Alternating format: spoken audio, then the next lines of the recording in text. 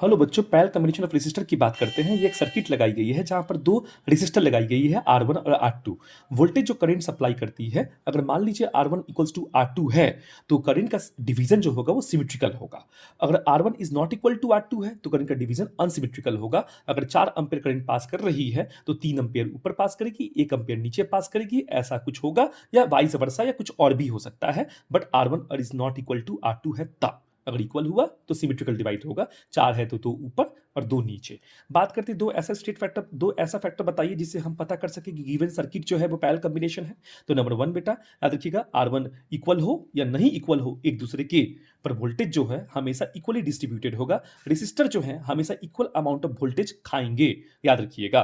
बात करते हैं करंट भी कुछ इसी प्रकार से डिवाइड है। अगर R1 R2 R3 इक्वल है तो याद रखिएगा करंट भी इक्वल ही डिवीजन होगा। अगर R1 R2 R3 इक्वल नहीं है तो करंट अनइक्वल डिवीजन होगा, बट नेट करंट जो होगा वो उतना होगा जो बैटरी पैदा कर रही है।